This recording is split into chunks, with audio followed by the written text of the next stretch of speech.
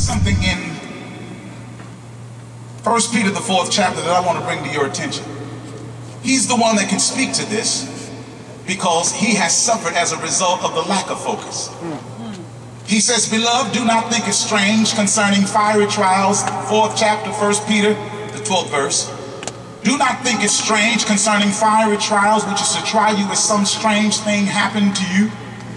But rejoice to this extent, that you partake of Christ's suffering, that when his glory is revealed, you may also be glad with exceeding joy. So he's telling them that there's some suffering that's going to come with being a believer of Jesus Christ. Right. He says, expect it and rejoice as a result of it.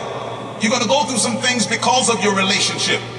But then he says in the 14th verse, if you are reproached for the name of Christ, blessed are you. For the Spirit of glory of God rests upon you. On their part, he is blasphemed, but on your part, he is glorified.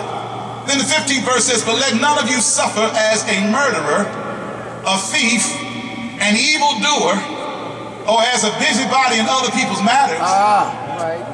This is what Peter wrote. Is this amazing? Did he just put busybody? I ain't gonna get no amens. That's all right. That's all right. Yes, he did. I'll take some from home. Let me say that again. He's saying, in other words, as a busybody, your suffering is equivalent to that of a murder, a thief, or an evildoer. Let me just say that again. Your suffering as a busybody in other people's matters is in the same category as the suffering of a murderer or a thief or an evildoer. Now I'm going to lose my church in just a moment. I'm going to lose this church in just a moment. But I got to say what I need to say. One of the biggest tools where the enemy has tricked us is that we feel we have the obligation to be in other folks' business. We live in a society, I'm going to lose my church, but I might as well go on since I'm here. We live in a society where we thrive off of other people's business. And some of us, we are suffering as a result of it and don't even know it. That there are some things we cannot achieve because we're so busy looking and talking about what somebody else is or isn't doing. That's not a popular message in the church. They ain't taught us this in Sunday school. But it's the truth anyhow. He says that none of you should suffer as somebody in somebody else's business. This needs to be preached in the church because we have an atmosphere. We have a network of busybodies in our church. Y'all ain't gotta like me. We have a network. People are blogging and they're texting. I'm telling the truth. And they're tweeting and they're emailing everybody's business but their own. And we accept it because we don't know that God is against that kind of foolishness. Let me show you what the Bible says since I'm in the Word. I had to preach this. I wanted to preach about men who reason, but God said, say this to the masses that will be there. Look at what it says in 1 Thessalonians. And I'm going to turn there real quickly. It says in 1 Thessalonians, in the 4th chapter and the 11th verse. Let me just read what the Bible says. It says that you aspire to lead a quiet life. That's the first thing. Your aspiration, your goal, your study is to lead a quiet life. That doesn't mean you don't have anything to say. That word quiet there means to be still or to refrain or to stop being so meddlesome. He says study to refrain. Study to not be everywhere in everybody's business all the time. Study not to be the center of attraction so loud. Be still. When we put you on the committee, as soon as you get on there, you start some foolishness. Everything was going fine, but you're trying to get everybody's business and ripping and running and telling everything about everybody. I know this ain't popular, but I feel the Holy Ghost now. Y'all can look at me if you want to, but I'm telling the truth. Everybody just running everybody out. He says, study. Be quiet. Study. I'll yell it again. Study. That word study there literally means to aspire. Make that your goal.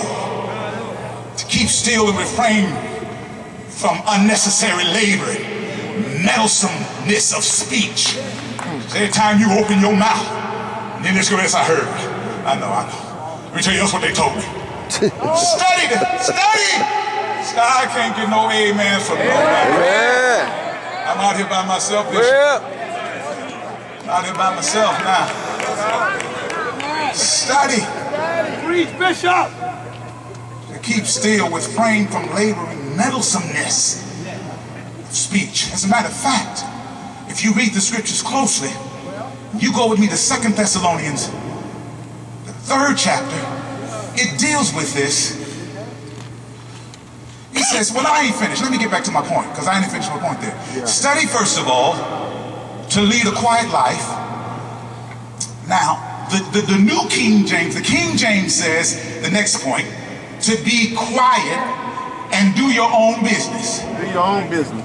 What that really says is, in the New King James, it says to live a quiet life and to mind your own business.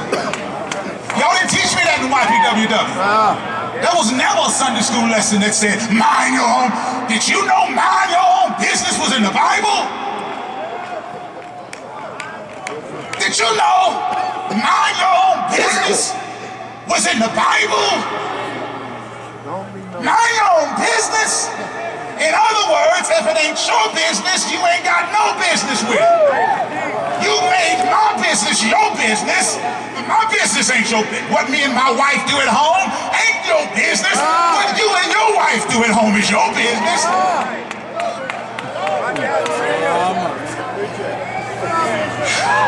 No, it's hard what I'm saying. Where I live ain't your business until you pay the house note. If you pay the house note, then it's your business. But if I'm paying the house note, it's my business. And where you pay the electric bill, it's... What kind of car I drive? I know y'all ain't liking this. It ain't your business. What kind of car you drive is your business. Told you I wasn't going to shout on this one. We have to change the nature of our church and the atmosphere of how we think and how we talk. We should be talking about encouraging and talking about the things of God and building up one another in the faith and speaking encouraging words. And if somebody is wrong, I won't go to you and tell you he's wrong. I will go to him and say, brother, something is bothering me. We can't even trust each other. Living in a church that's supposed to be established on brotherly love, we don't know what we can tell you about we. That's right. I believe with all of my heart that this is the words that the Lord would have me share in this place. Come on now. Because we have to destroy this fast-moving thing that's happening in our nation and in our church. Man, we can't even preach a message good for somebody to go to tweeting something negative to somebody. Y'all ain't gotta like me, I'm telling the truth. It is getting out of hand, it's gone crazy. And we think it's all right because nobody preaches against it. Nobody speaks against it. We think it's all right because nobody say that's not what God is calling for. We will get up and say things like, well, we talk about you in this church. And we will say that in a boisterous way.